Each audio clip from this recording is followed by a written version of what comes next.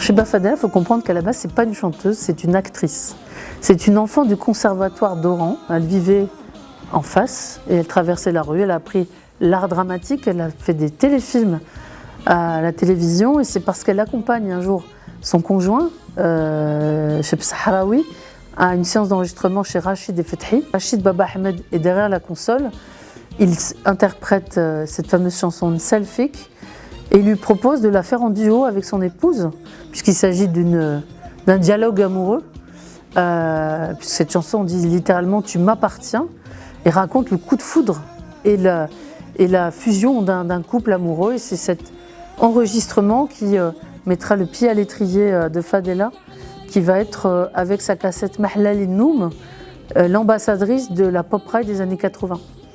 Et elle va incarner avec son époux à la ville comme à la scène le duo gagnant du rail, puisque ce sera le premier groupe et artiste de rail à enregistrer à l'international un album, en l'occurrence chez Island.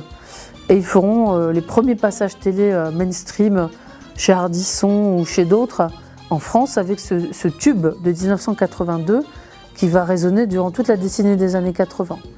Et cette carrière en France et à l'international va durer une grosse dizaine d'années, puisque ces artistes pourront effectivement se produire. Fadela a continué de tourner jusqu'à aujourd'hui, parce qu'elle continue à sortir des albums et restera l'une des grandes dames du rail des années pop rail.